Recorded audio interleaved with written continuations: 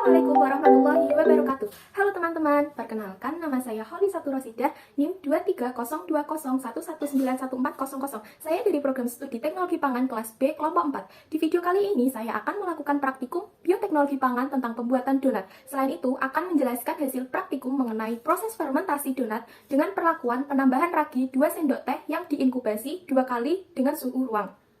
Percobaan ini dilakukan untuk mengetahui cara pembuatan donat dan mengamati sifat karakteristik organoleptik dari donat yang dihasilkan. Teman-teman, kali ini pastinya sudah tahu kan, donat itu apa sih? Terbuat dari bahan apa aja, bakterinya apa aja yang berperan dalam pembuatan donat itu sendiri. Nah, saya akan memberikan penjelasan singkat tentang pembuatan donat.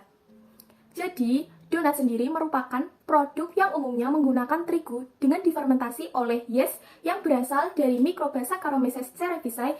Donat difermentasi oleh bakteri Saccharomyces cerevisiae dari ragi atau vermipan yang juga dapat dijadikan sebagai pengembang karena dapat menghasilkan enzim yang dapat merombak gas menjadi alkohol dan gas CO2 yang terbentuk selama proses fermentasi sehingga donat mengembang. Nah, udah pada tahu kan donat itu apa dan bakteri apa yang berperan dalam fermentasi.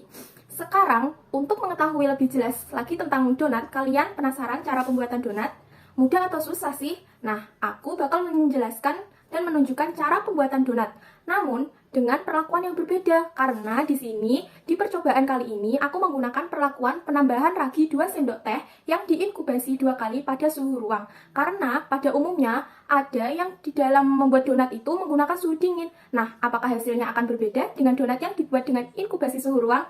Penasaran kan kalian? Yuk mari kita simak cara pembuatan donat dengan perlakuan penambahan ragi 2 sendok teh yang diinkubasi 2 kali pada suhu ruang. Pertama-tama kita siapkan bahan, namun sebelumnya kita menimbang dulu bahan yang akan kita gunakan. Nyalakan timbangan, lalu kita kut dan masukkan tepung sebanyak 100 gram. 2 sendok teh. Itu siapkan air secukupnya yang akan kita tambahkan pada adonan. Setelah itu kita tambahkan gula pasir sebanyak 15 gram.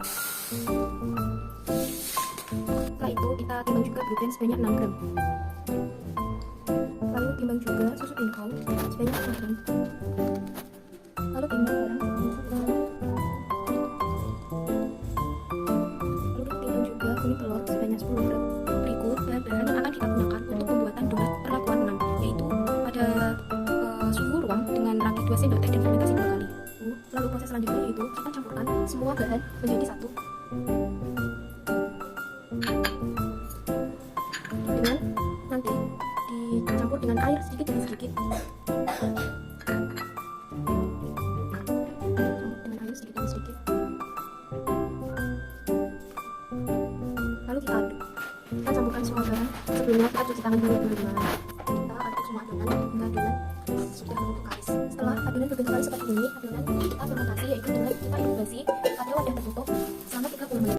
Lalu adonan dimasukkan ke dalam tempat yang tertutup ini dan kita tutup dan kita inkubasi selama 30 menit. Setelah 30 menit kita fermentasi, adonan kita keluarkan dan ini merupakan penampakan dari adonan setelah dilakukan fermentasi awal. Lalu adonan kita keluarkan dan kita bentuk lingkaran-lingkaran, lalu kita lubangi tengahnya.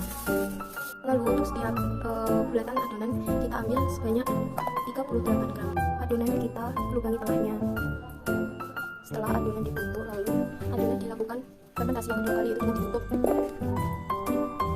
Setelah menunjukkan 30 menit, adonan dibuka dan diukur volumenya. Lalu masukkan minyak. Lalu goreng donat, masukkan ke dalam minyak panas. Goreng donat hingga berwarna kuning kecoklatan. Lalu tiriskan donat hingga sudah berwarna kuning kecoklatan. Berikut penampakan donat ketika setelah digoreng. Berikut penampakan donat ketika telah jadi dan siap untuk dinikmati. Nah, kalian udah melihat video pembuatan donat dengan perlakuan penambahan ragi 2 sendok teh yang diinkubasi dengan suhu ruang. Nah, selanjutnya aku bakal menjelaskan hasil percobaan tersebut. Yang pertama, hasil organoleptik yang dihasilkan meliputi. Yang pertama adalah tekstur. Teksturnya sangat lembut, sangat lembut di dalamnya dan kekenyalannya liat atau padat pada luarnya. Rasa manis sedikit asam, aroma khas donat dan warna kuning kecoklatan. Mengapa hal tersebut dapat terjadi? Berikut penjelasan organoleptiknya.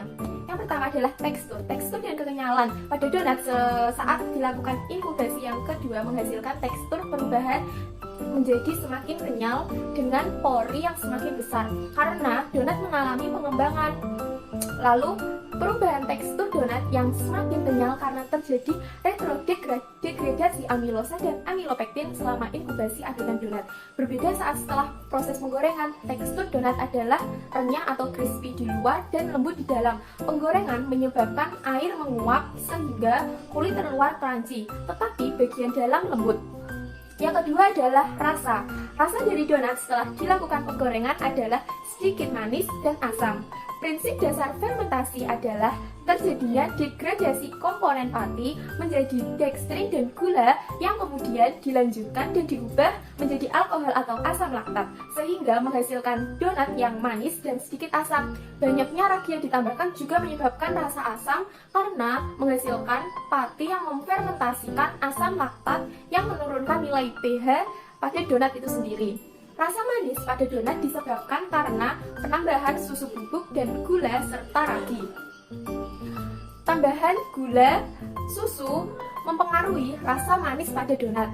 Yang ketiga adalah aroma. Aroma yang dihasilkan dari donat adalah dari sebelum fermentasi, setelah fermentasi 2 kali hingga setelah penggorengan terjadi perubahan organoleptik aromanya. Perubahan organoleptik aroma dapat disebabkan karena penambahan ragi terhadap gula serta lamanya fermentasi sehingga donat memiliki aroma yang khas yaitu aroma senyawa alkohol selama proses fermentasi. Proses penggorengan juga mempengaruhi aroma donat karena kadar air pada bahan akan terpanaskan oleh deep frying sehingga terjadi perubahan aroma. Minyak panas akan bereaksi dengan bahan pangan sehingga menghasilkan persenyawaan yang menguap atau yang kita sebut dengan volatil. Yang selanjutnya adalah warna. Warna donat mengalami perubahan dari saat sebelum fermentasi hingga setelah fermentasi, yang awalnya agak kuning menjadi kuning kecoklatan. Penampakan warna menjadi kecoklatan disebabkan terjadi reaksi antara gugus amin dan gugus hidroksil dari gula yang berasal dari karbohidrat yang membentuk produk mailat, yaitu kuning kecoklatan.